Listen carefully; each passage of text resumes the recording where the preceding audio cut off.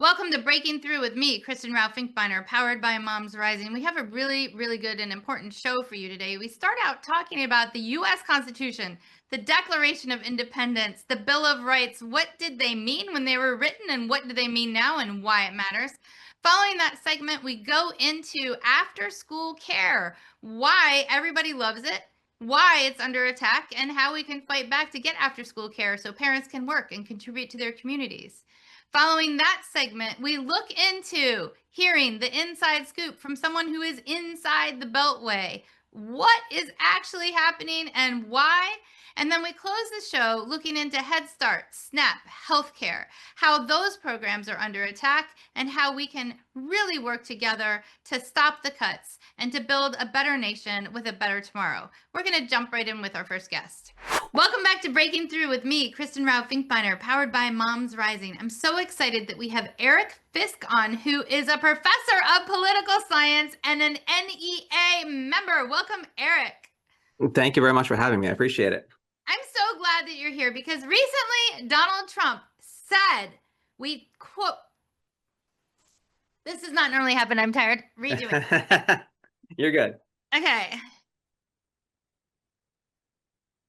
Welcome back. Welcome back with me, Kristen Ralph Finkbeiner, powered by Moms Rising. I'm so glad you're joining us because we have with us a spectacular guest. We have Eric Fisk, who is a professor of political science and an NEA member. Welcome, Eric. Thank you very much, Kristen, for having me. I appreciate it. I'm so thrilled that you're here because Donald Trump has been sharing some quotes recently that have me puzzled. And I know that you can help us with some basic social studies about what's happening. Recently, Donald Trump actually said, quote, "We took freedom of speech away," end quote, in celebration. By we, he meant him, Donald Trump, and his MAGA team. Took freedom of speech away. What? Isn't that part of the Constitution? Yeah, that's definitely part of the Constitution. That is part of the Bill of Rights, first 10 amendments, if you forgot from your government class.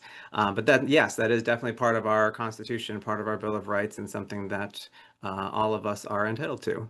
And when I heard that quote, I actually pulled out the Constitution and the Bill of Rights. I pulled it up on my phone and I was like, let me read this. And it is long and somewhat confusing and somewhat old fashioned. So I'm wondering if you could just give us all a refresher. What is the Constitution and where did it come from? And what are the Bill of Rights? Because somehow we seem to have lost the path that's part of our founding documents for our country. So what's going on here? What's the background? Sure, yeah. So, in case you forgot, the Constitution is our document that basically defines what our government is, how it's supposed to function, what it's supposed to do, and maybe equally as important, what it's not supposed to do. So it sort of shapes then the laws that are built upon it, which then in turn shape a lot of our society. And it has so since 1789, basically. So for 236 years.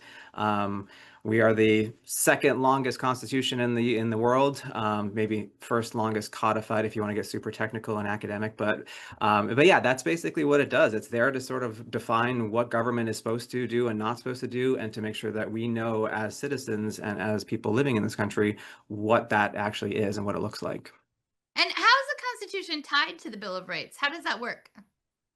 Sure. Yeah. So the idea was, I mean, if we're going to get a real classroom here, there was not everybody was on board with that Constitution when it was written back in the 1780s. A lot of people were concerned about protections for individuals from the government, what we call civil liberties.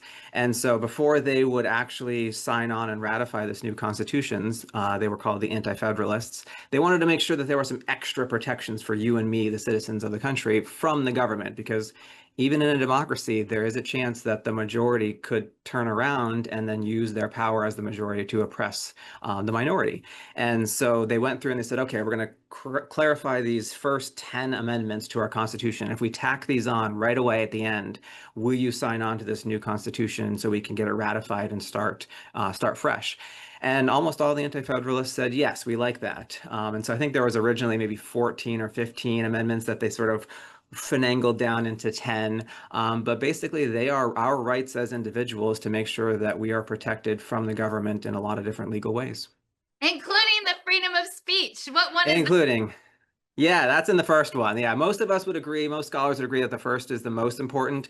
Probably because they jammed like 4 or 5 different civil liberties into that one. It's kind of a weird sentence. I think English professors get angry when they read it because it's got semicolons and commas all over the place. But there's a lot going on there, and that's probably why it's the most important. Yeah, and when we look into it and we say, okay, Donald Trump, the current president of the United States of America, just quote celebrated that he was breaking basically the First Amendment. What does that mean to our country, to our democracy, to what's happening right now? Yeah, I think that is probably one of the more concerning parts of, the last few years of what's going on. This idea that, there are parts of the Constitution that I think at times become more important than other parts. And I think the reaffirming our civil liberties is one of those things because they are under threat. Not just freedom of speech, but a lot of the civil liberties deal with rights of the accused. If the government is accusing you of a crime, a lot of these civil liberties should automatically trigger to giving you right to counsel and a fair trial and things like that, a jury trial, things like that. So that making sure that government, since it is the only institution, the only legal entity that can take away your life, liberty, and property, how and when they do that needs to be highly, highly overseen and regulated. And that's what the Bill of Rights does. And so when you have one of the branches of government or more than one of the branches of government disregarding that or sort of downplaying it or not holding it up to the importance that it is, that gets to be a little bit scary for us living in the country at the time. Yeah, 100%. Are there other founding documents that we all should know about? We're going back to social studies, people, because apparently the president of the United States of America has not taken his social studies and not taken it seriously. So we've got the Constitution, we've got the Bill of Rights. What else do we have going out there? I mean, I always think that people should read the Declaration of Independence as well. It's a much shorter document, and it's more of I think, an inspirational document on some level. I think the first half of it is very sort of like idealistic. This is what we want this new country to be, because, it was when the founding fathers first broke away from Great Britain, and so it was kind of this is what we're hoping for, and we may not live up to it, and we may never live up to it, but that should be what we're striving for. So. It's not that long of a document, but also I think it's an important one as well because the second half of the Declaration is sort of almost like a laundry list of all of the things that they didn't like about the King of England, right? All of the basically undermining their liberties and their rights as British citizens at the time. And so a lot of that, can be, I think, is important for us to reaffirm, to realize that, there are always people in power trying to take things away from citizens and from people and from those in a country. And we need to be aware that sometimes that repeats itself. Sometimes that can come back up, and this is not necessarily a new thing.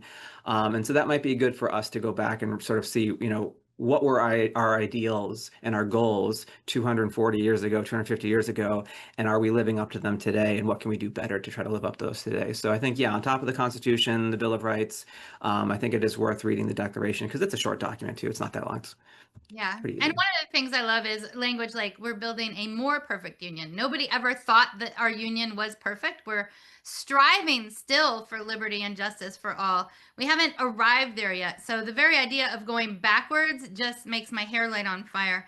I wanted to talk with you a little bit about which parts of the Constitution are most important for everybody to know about and our time right now and why. And you mentioned the First Amendment of the U.S. Constitution, which protects religious liberty, freedom of speech, freedom of the press, freedom of assembly, and freedom of petition.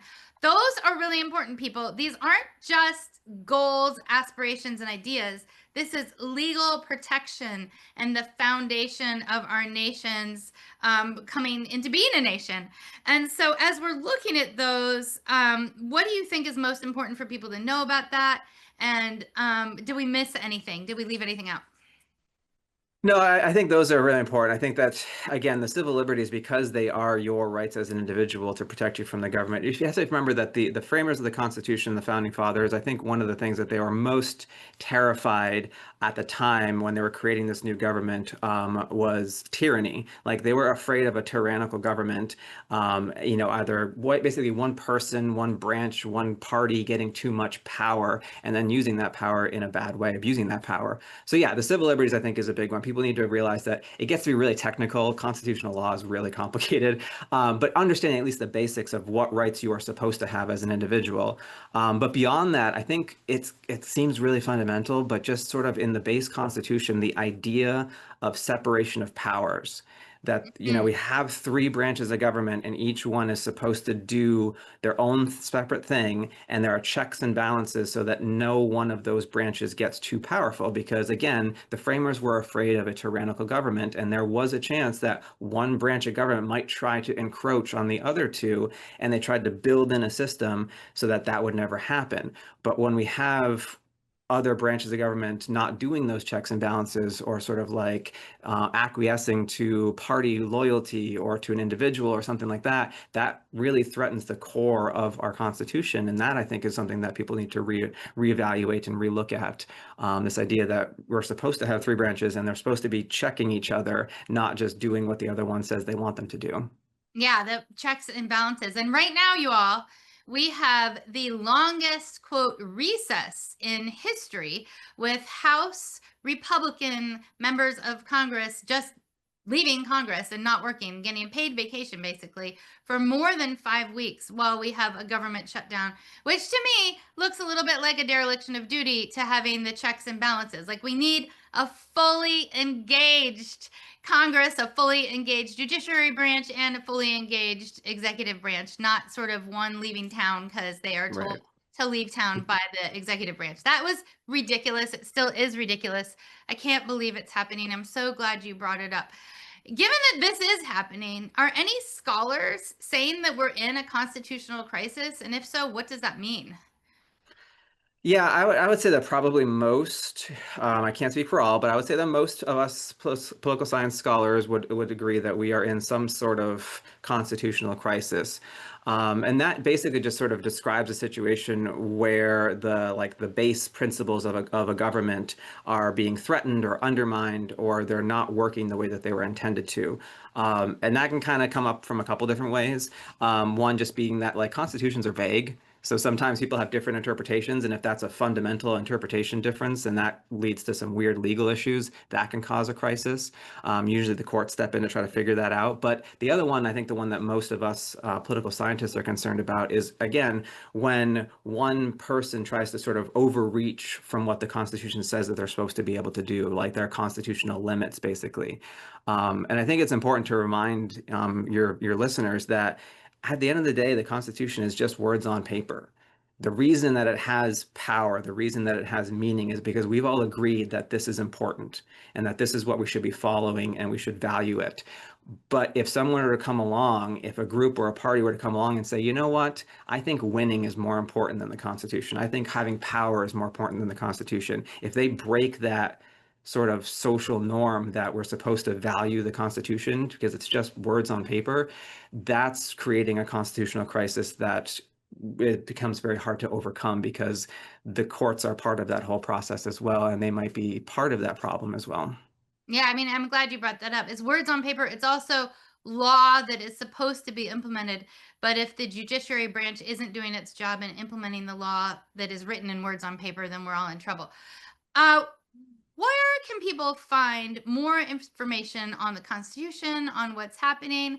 I personally super enjoyed reading the Constitution the other morning. Yes, and the Bill of Rights. And now I got to go read the Declaration of Independence again. Hello.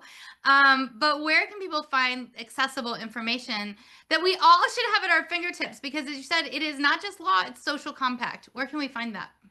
Sure. Yeah. I mean, I think, like you said, that's actually not too long of a process. I mean, the National Archives has great information on the Constitution and how it was written and why it was written.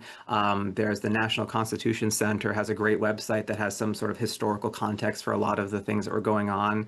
I mean, honestly, like crash course videos on YouTube, there's some history and some American government ones that are, like 10-minute videos that do a great job of explaining what these civil liberties are and things like that. But again, that's not that long or complicated of a process. So if I could be so bold as to say that that's kind of not what we need right now, because knowledge is power, yes, but not really by itself. I always tell my students that knowledge unto itself is kind of meaningless. You have to do something with that knowledge. So I would say I would encourage your listeners to, yes, go out and read the Constitution to educate themselves on their civil liberties, but then take that knowledge out into the world and do something with it, right? Because that's what's going to get us through this. And like possibly call your member of Congress and say, follow the Constitution, please. Oh, thank you so much, Eric. I really appreciated you being on. Thanks for all that you're doing. Yes, thank you very much. I appreciate it. Thank you. We're going to take a quick break, but stick around. We'll be right back with our next guest in just a moment, talking about why after school care should be talked about everywhere. We'll be back in just a moment. Welcome back to Breaking Through with me, Kristen Rao Finkbeiner, powered by Moms Rising. We have an amazing, spectacular, wonderful guest for you today. Joining us is Jody Grant of the After School Alliance. Welcome, Jody. Thank you so much for having me, Kristen. I'm really thrilled that you're on. Right now, we have a number of critical programs to our economy, to our businesses, and to our families under direct threat. After school programs, after school care is one of those areas that under direct threat from Republican leaders in Congress and Donald Trump not doing the right thing with the budget. And a lot of people forget that parents usually have to work 9 to 5 or some version of that, and that school does not cover all of those hours. So as we start out, would you mind sharing why after school care is so important? So after school programs across our country, and I should say this is in urban districts, suburban districts, and very much in rural districts, are an absolute lifeline for our working parents. But they're also an incredible opportunity for our kids. It's keeping them safe, engaged, and active in those hours when their parents are at work, and really inspiring learning. It's a place where kids are introduced to all sorts of different types of things. It might be a coding class or a robotics class, a community garden that they may not have exposure to during the school day. And you just did a new study. I'm so excited. I love the studies about the need and the demand nationally for after school care in every single state in our nation. Can you share some of the highlights from that study? So our study was a study of over 30,000 parents across America. And what we found is that parents desperately want after school programs for their kids because they know these programs are good for kids, for parents, and for communities. But for every 4 parents that wanted their child to be in an after school program, 3 of those kids do not have access. So we are doing a terrible job at meeting the demand of after school for our parents. And what we did find is that the parents who are lucky enough to have their kids in after school programs, they love them. Like the approval ratings are through the roof. 95% say their programs are excellent or very good. So we need to be getting more of those programs to more kids. And of course, the parents that can afford it are paying already. So parents that can afford out of school time activities are spending 9 times as much on their kids these days than parents who don't have access to programs because they can't afford it. Yeah, so after school programs is part of that rising cost where vegetables are up 40%. Coffee, my personal favorite, is up 33%. Washing machines are up 12%, and after school care is up too, is what I'm hearing. Is that right? Yeah, it's right. And it's sad because as costs for everything are going up, what we're seeing is not just low income families, but middle income families are struggling to be able to afford after school programs. And can we talk about the negatives when you don't have access to after school programs? What happens? Yeah, so we like to talk about the positives, but the reality is that in those hours after school, that is what we call prime time for juvenile crime. So it's when kids are getting into trouble, when they're perpetrators or victims of crime. It's when they do a bunch of inappropriate behaviors, making bad choices, whether it's drugs, alcohol, other things we'd prefer them not to be engaged in. And more, we're really concerned about screen time, where they might be sitting at home, staring at a screen, gaming, talking to inappropriate adults online. And the flip of that is if they're in after school, they're engaged, they're active, they're not staring at screens, and they're having healthy interactions with peers and caring adults. And learning. And learning. Exploring and innovating and doing fun things. I mean, I think that is what's really cool. The opportunity of after school care is really to help expand the horizon of how kids can thrive. Whereas when you don't have after school care, it is a whole bunch of stress because we've got parents at the work and kids doing who knows what and mayhem. there can be mayhem. Not every child, not every family has mayhem, but that does happen, as you noted. No, it does. Even if kids are somewhere where they're safe, they could be doing something so much more productive. And our survey found, self-reported by parents, that they are more successful and more productive at work when their kids are safe in an after-school program. That is really important.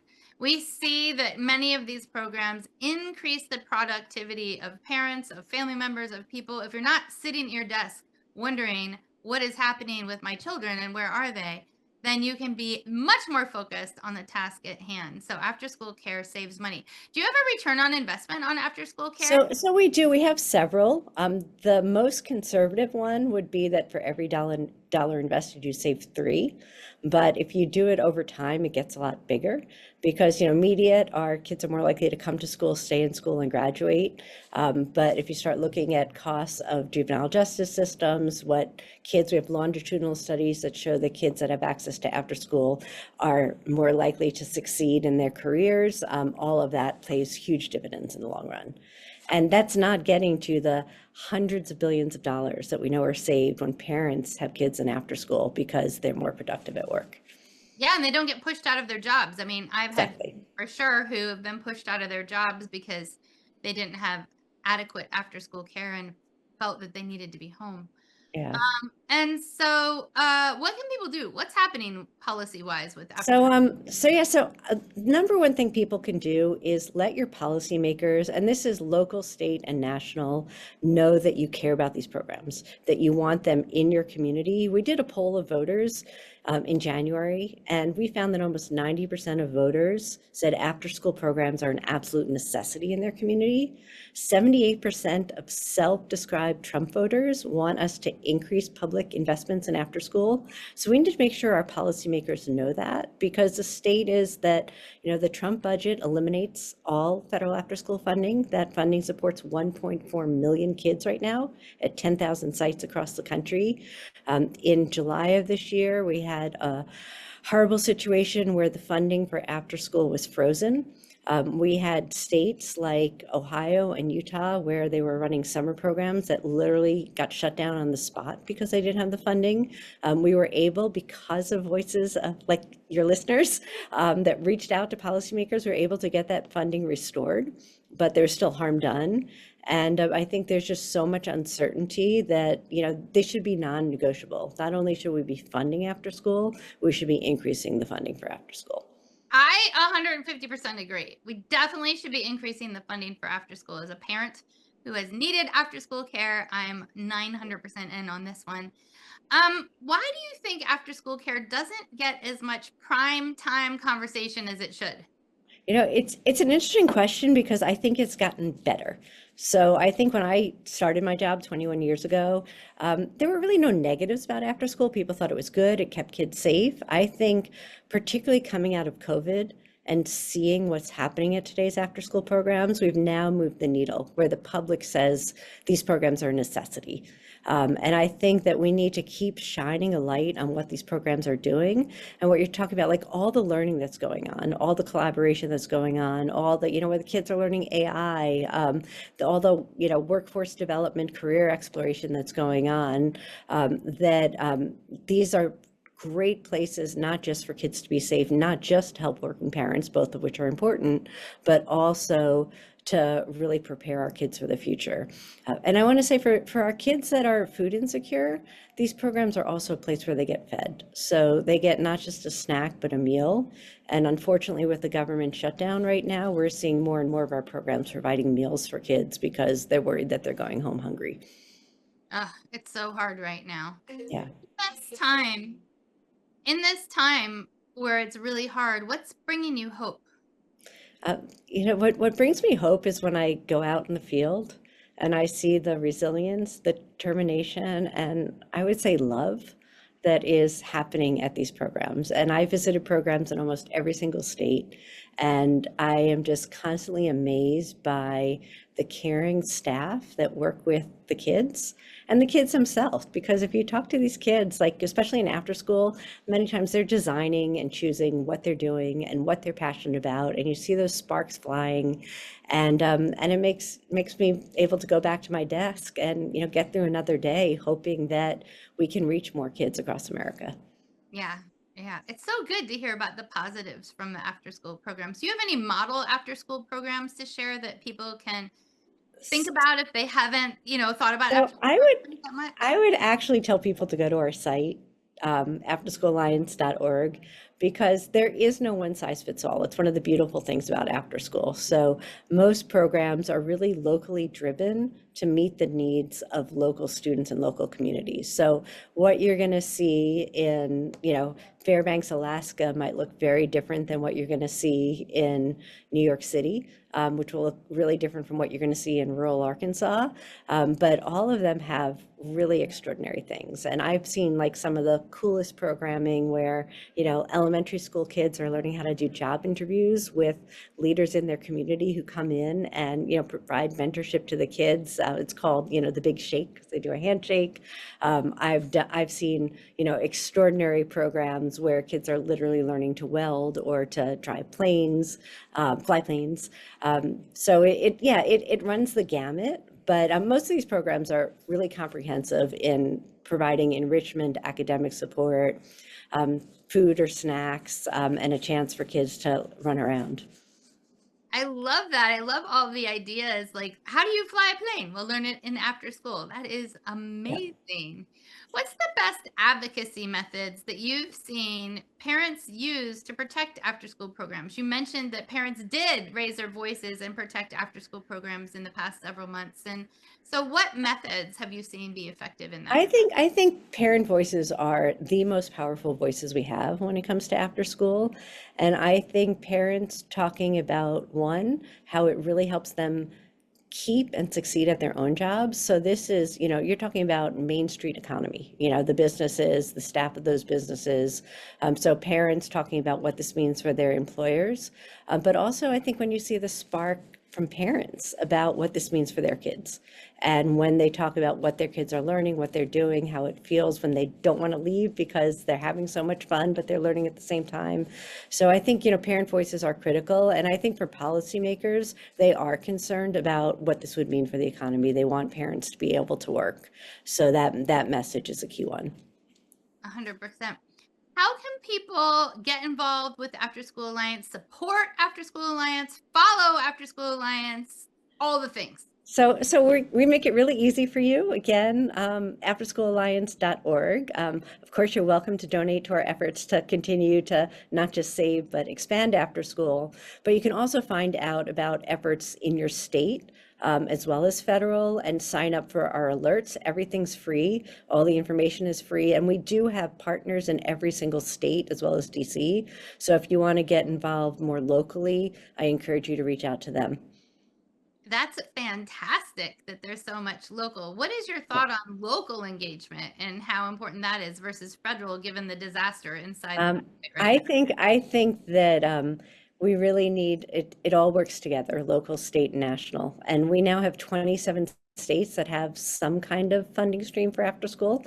California's morphs everyone else. They have the biggest investment, over $5 billion, into after school. But I think that states and local governments do have a role to play here. And they're also the ones that are most likely to know the needs in their community. So I really hope we can continue to do more at the state and local level, because that is a great way to reach more kids. And that's fantastic for our listeners, for our audience. Listen, you don't only have to be advocating at the federal level where we have a malignant Cheeto in chief really undermining many of our family economic security programs. Instead, you can also advocate at your city, at your county, at your state levels, and help bring forward great after school programs for kids. It's such a good tip and a little moment of hope. Did you have any closing thoughts that you want to share? Just a couple. I was going to say one more thank you if you're advocating. Don't forget, those of you in Democratic states, to thank your attorney generals, because they have been a huge resource in challenging some of the funding freezes and cuts and other things impacting our field. And I would just, tell everyone that, after school programs work, they make a difference in your communities. And if you raise your voice, you can help us save the programs that we have today and expand them to reach more kids tomorrow. Thank you so much, Jody Grant with the After School Alliance. Thank you, Jody. Thank you, Kristen. Yay. Thank you. All right. Take care. We're going to take a quick break. Don't go away. Next up, what the mayhem is happening inside the Beltway and why it matters to all of us outside the Beltway. We'll be back in a moment. Welcome back to Breaking Through with me, Kristen Rao Finkbeiner, powered by Moms Rising. We are joined by the amazing, wonderful, brilliant Ruth Martin of Moms Rising to talk about what the noodle is going on inside the Beltway. Ruth lives near the Beltway and has the inside scoop. Welcome, Ruth. Thank you so much for having me. I actually live inside the Beltway. Just You do? minor correction. Yes. I love that. yes. I was going to say Ruth lives, works, and plays inside the Beltway, and that is in fact All of that is true. yes. That is true. I love it.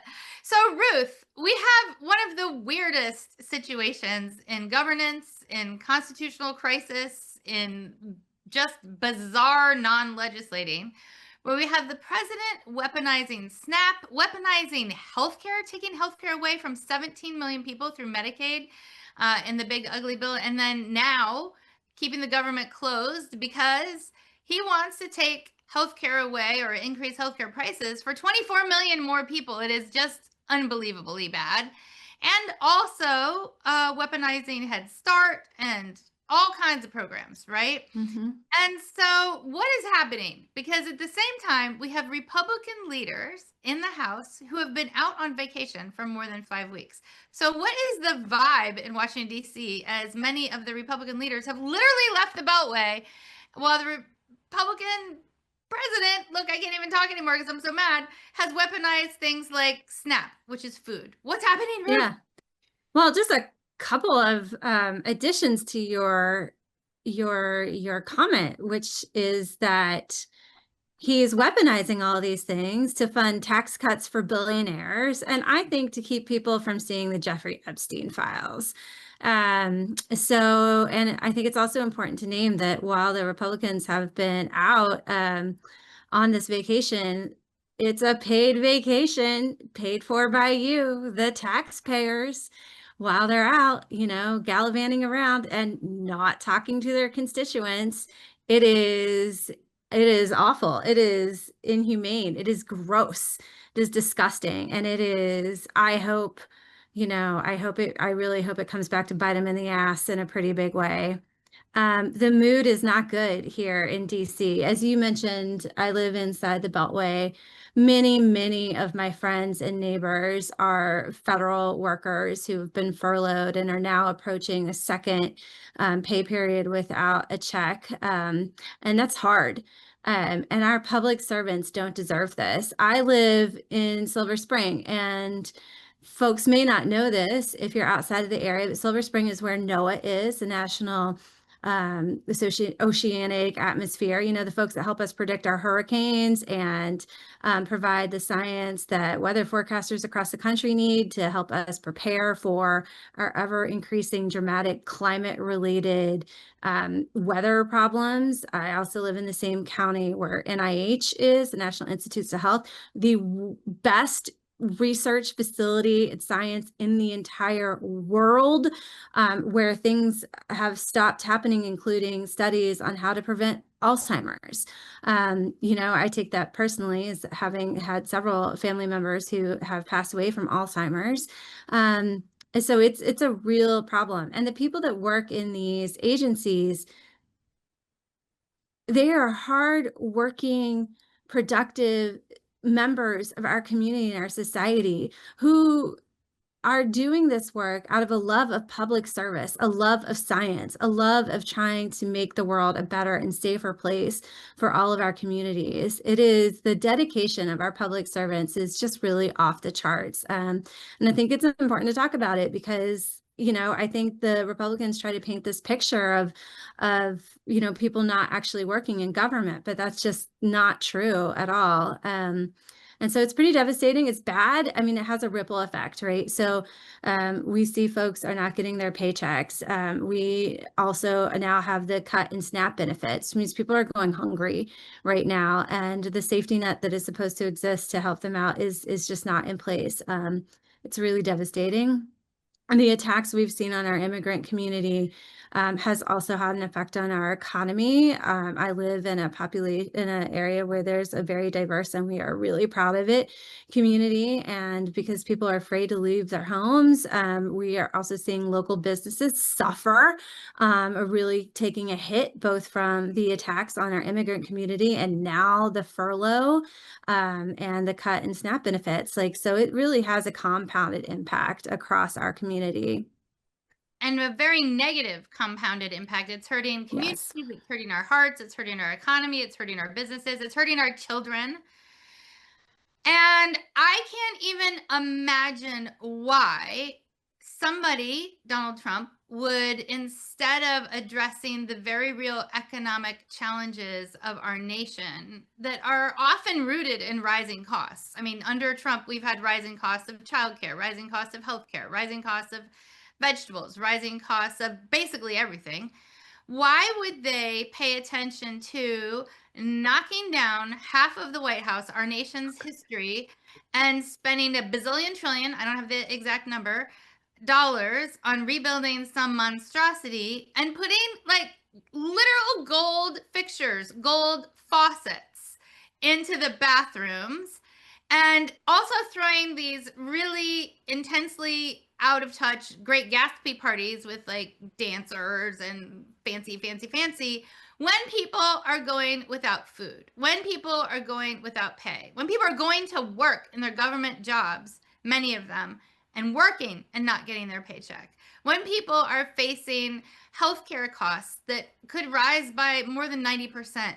What is your take on how this incredibly out of touch situation happened with what's happening in the White House and what they're paying attention to versus the reality of what's happening and people in everyday's daily life? And I will just have an aside that I need to share, which is in Republican areas that voted for Trump, the people there are experiencing compounded and increased economic negative impacts to what Trump's policies are, because there is a higher percentage of people who rely on Medicaid, SNAP, and more to build good lives. So what do you think is going on, Ruth? It's like cognitive dissonance because it makes no logical sense. It's truly wild. I just want to affirm your point about areas that voted Republican are seeing the biggest hits. That includes my home state of West Virginia. We're on top of everything that you named. We're also seeing rural hospitals close, schools, continue to lose funding. And miss me with the voucher talk, because there's no voucher school to take this voucher money that they're using to cut from, from the public education budget that we need. So it's a real mess. The ballroom thing really just is astounding in its tone deafness. And I've seen plenty of people want to just kind of toss that off as something that we shouldn't pay attention to, and have used the talking points coming from the White House about how it's being paid for by private, it's not being paid for with tax dollars. First of all, we don't know that that's true. And second of all, you should be concerned if giant billionaires and companies are paying for this ballroom. Obviously, they're going to want something out of this. This is a problem. There's a reason that we have a process for this. You're not just supposed to buy a ballroom. I think all of us agree, actually, across party lines, that there's too much money in politics. This is money in politics. And it's a real problem. And it is so tone deaf and just really hard to see the devastation. I mean, it feels like it's a visceral feeling when you see the images of the East Wing being torn down, and the fact that, you mentioned that Trump is trying to gold plate stuff. It's not even real gold. I think we found out it's a lot of plastic shit from Home Depot. I'm sorry, you might have to bleep that out.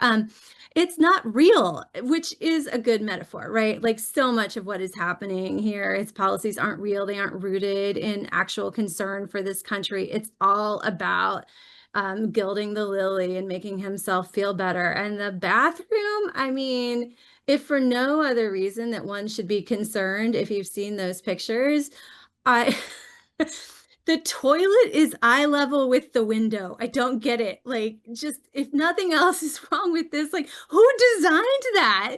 Like, somebody will be sitting on the throne and there's a full window right there that is like level with the base of the toilet seat.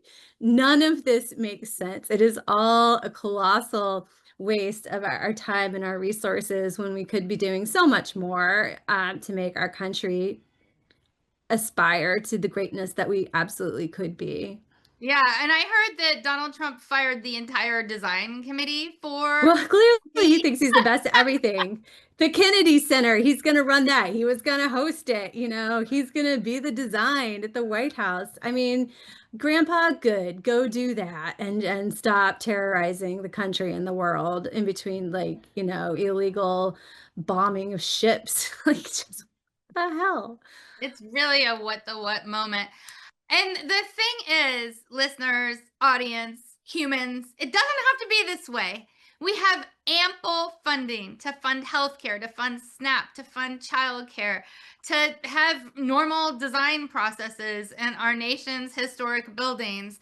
But instead, what happened is Donald Trump directed Congress to make sure that wealthy billionaires got more tax breaks on private yachts, more tax breaks on private airplanes, more tax breaks in general that are not needed, because it turns out that we have a bottom-up economy, not a triple-down economy. So it does not help anybody except his billionaire buddies to get these tax breaks.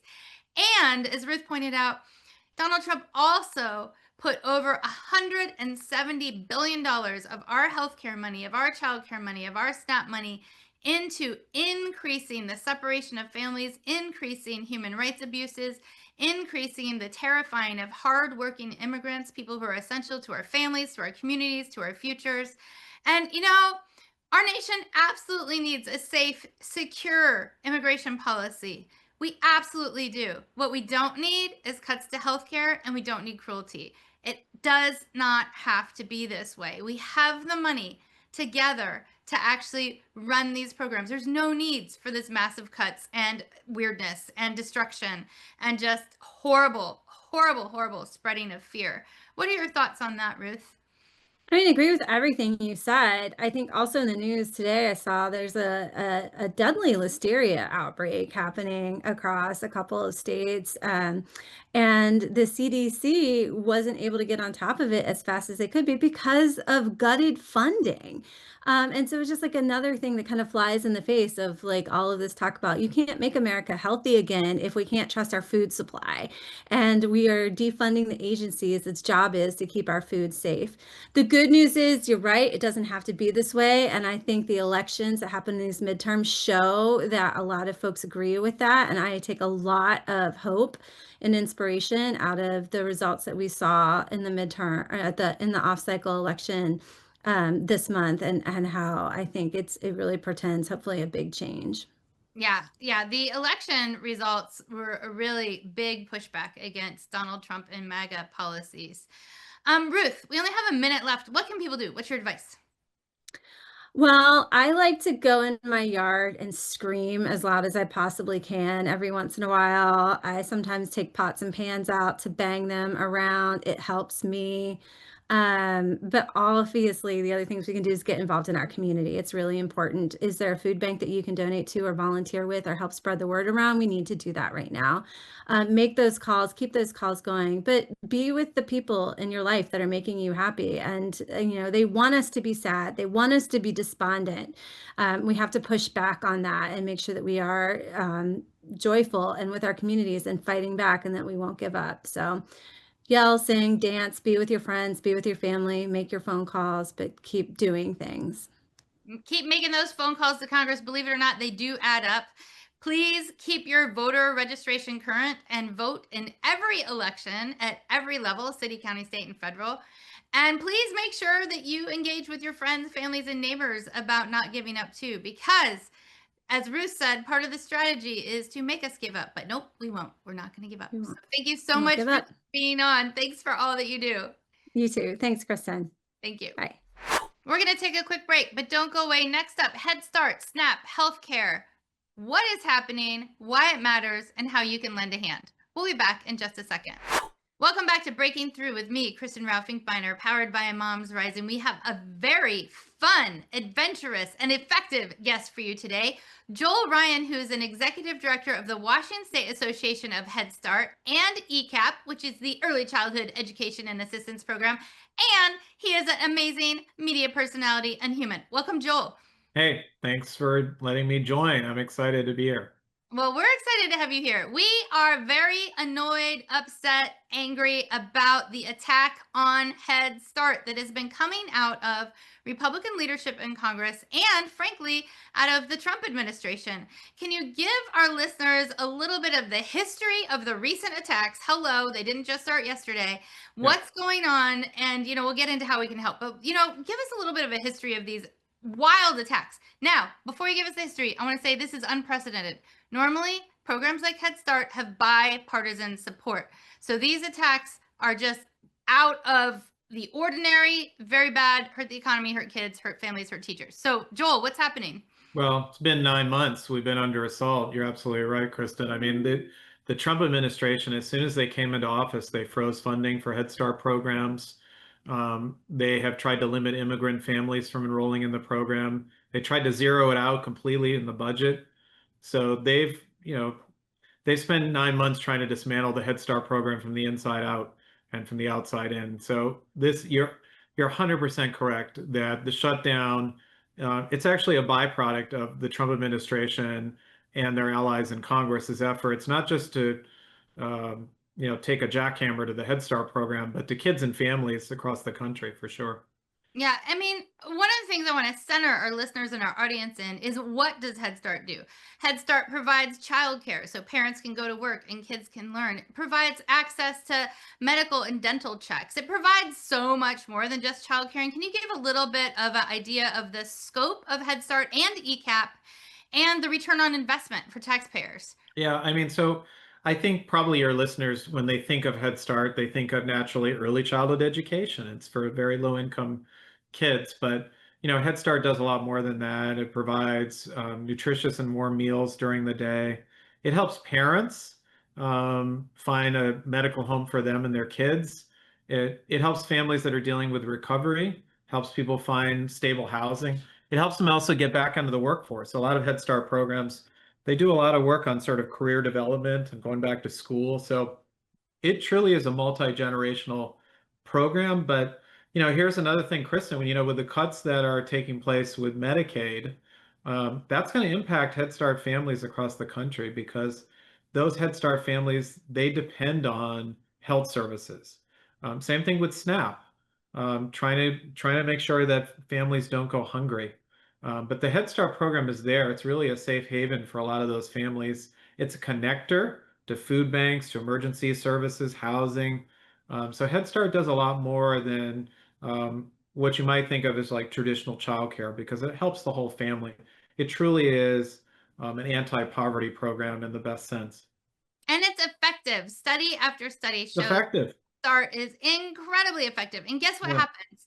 When it's effective, it actually helps the economy. It helps our country. It's not just helping individual people. And do you mind sharing a little bit about the data of Head Start's effectiveness and why it ripples out and helps the whole community, not just individual families? I just met with a Head Start director out in the Tri-Cities of Washington State. It's kind of the middle-ish area of the state, and he had been a previous school principal, and I asked him that very question. So what's the difference Head Start makes? And he said, all of the kindergarten teachers, all the first grade teachers, they can tell the difference, because kids come to school ready. The teachers don't need to spend extra time trying to catch kids up. And when they don't need to catch kids up, that means they can just spend more energy and time on everybody and lift all the boats. But the reverse is also true, Kristen. When kids don't come to school ready, that means that you need more resources for speech pathologists. A lot of these kids end up having to repeat grades. They're less likely to graduate high school, less likely to go to college. they tend to use more public assistance. So there's been a lot of research on Head Start that for every dollar you put in, you can save upwards of $7. It's also a crime fighter. People don't think of Head Start as a crime fighter. I know you often wear capes and things because you guys are like super women and people. But one of the best, if we were going to put a cape on somebody, we should put it on the Head Start program because they are crime fighters. They're superheroes. And when kids go through the Head Start program, they've done some studies that actually reduces crime. The kids are less likely to get involved in the juvenile justice system, for instance. It's huge. The returns on Head Start are huge. And we didn't even talk about parents being able to go to work. Like, what are you supposed to do if you don't have childcare for your kids that is safe and enriching, and you have to go to work? Which, by the way, most parents have to go to work. I don't know what kind of land some of these MAGA people are living in where they think that parents don't have to go to work, but the majority of families need the wages of moms to put food on the table, to put a roof over the head, and to work, you need a safe, enriching place for your kids to be. So it is such an important program. Yet in Project 2025, when Donald Trump was running for office, there was like a little line in there, get rid of Head Start. And then immediately, as you said, once they got in office, they're all of a sudden undermining Head Start, childcare, healthcare, SNAP, all the things that allow people to go to work, contribute to their community, to build good lives, and to make our country move toward a more perfect union. What do you think is the reason for the attack on Head Start and SNAP and healthcare, for that matter? Well, I think it's a multitude of things. I mean, I think for one thing, these are programs that serve a lot of lower income families of color, and serve a lot of immigrant families. And I think the Trump administration, they put a bullseye on those families. You can see what's happening already in Chicago with the, ridiculous, outlandish ICE agents, coming in, attacking people in childcare centers, dragging out teachers, things like that. So I think they don't like who's served by the Head Start program. I think it's anti-woman. I know that's a topic, obviously, because that's what you focus on. It's not lost that there's a lot of single moms that are utilizing the Head Start program. But I also think, Head Start is a program that demonstrates that the federal government can do good. And I think when I think of sort of like the political sciencey reason for it, I think what the Project 2025 people do is they want to prove the opposite, which is that the government can't do anything good. The community can't come together and solve problems. And so one way you do that is you undermine a program that has a lot of appeal from the public, who has great research, and is a proof point that when public servants come together, ultimately the government can be a force of good. And so I think the Trump people, it's about who Head Start serves, but I also think there's a lot about trying to undermine a program that everybody knows works well and is, real value added. And people really can see, well, this is what our federal government really does. Yeah, 100%. And we really had a big moment recently with the off-cycle elections where there were a tremendous number of candidates who spoke out about childcare, who spoke out about their love for Head Start, who won in such big ways all across the ballot, from city to county to state to federal. Even members of Congress were elected, governors were elected. People were elected who really support childcare. And it was a big moment, I think, for childcare and pushback against the disastrous policies that Republican leadership in Congress and Donald Trump have set out for our families. So that gives me a little bit of hope. The other thing that gives me hope is that when you do polling of Democrats, Republicans, independents, libertarians, in every state, red, blue, purple, and any other kind of state that you would put out there, that childcare is incredibly popular. 7 out of 10 people will go out to vote for a candidate who supports childcare specifically. So it is super popular across the partisan lines across the country, but the Republican leadership inside the Beltway and Donald Trump are out of step with their own constituents. And this undermining, actually also super popular is healthcare, super popular is SNAP, in addition to childcare. And so they're out of step with their own constituents. And we're seeing that correction in the elections. And I can't imagine how much longer we can go with this assault on our core programs that we have long prioritized as a country, as a whole, across the bipartisan party lines that are under assault right now. So what can people do, Joel? We only have 4 minutes. I bet you have a very long list of things that people can do. And by the way, we talked about earlier, and I just want to bring up again, our country does have the money to fund these programs. This is not about affordability. This is about decisions. Instead of funding programs that lift everyone, we're funding tax breaks for billionaires that will just lock those monies away in their savings and not have them trickle anywhere. And for really controversial, cruel programs that are doing human rights abuses in the name of immigration enforcement. So we have the money. So we have the money to do this as a country. What do we need to do as people who are watching, listening, and being angry about what's happening right now to change it? Well, I think two things that come to mind right now. First is what happened on Tuesday, which is vote. Vote, vote, vote. You know, I used to work with somebody, I hope this doesn't sound crass, but somebody used to tell me, they said, if you don't do politics, politics will do you. And I think we need to make sure people are staying involved, staying engaged, that they're voting, that they're not just marching, but they're voting. And if you're voting, you're marching. I think we need to be public, we need to be loud, we need to make sure we get involved in elections. I think a lot of times when people work on kids' issues, they tend to shy away from electoral politics. But that's where the decisions are, you know, the power is held. So I think that's one thing.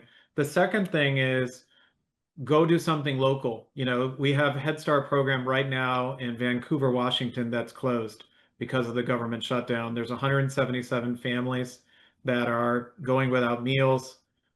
They're going without other supports that the Head Start program provides, childcare.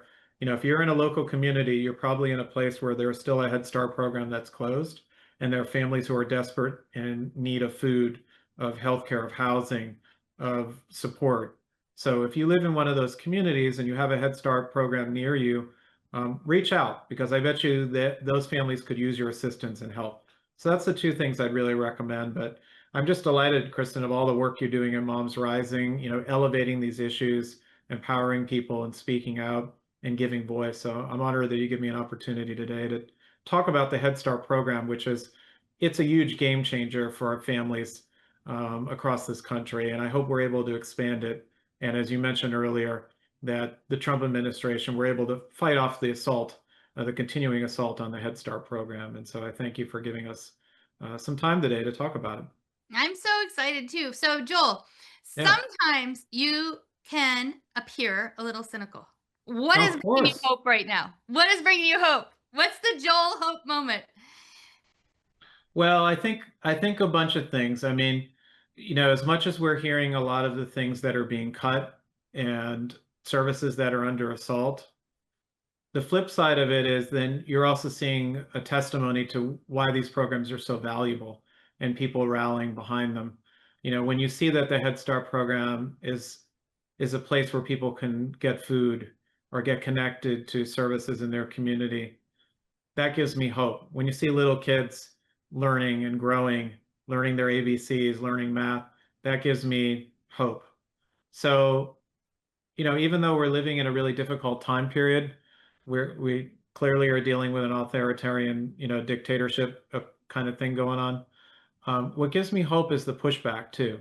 The people, the No Kings protest, people voting on Tuesday, people speaking up, people like you, who are not as cynical as me, and are out there doing this fight, talking to people and educating people about the issues, and trying to break it down real simple, real easy, and then calling people to action.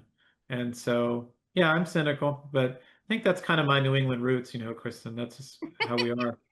You're not really cynical. You wouldn't be in this work if No, you were. I'm cynical and sarcastic, but at the same time, when you see a Head Start program and you see those little kids learning, and you see kids who a lot of them experience a lot of complex trauma, or they're experiencing homelessness or special needs, and you're just seeing them get the kind of love and support they need to be successful, and the whole program wrapping their arms around the family, that gives me hope.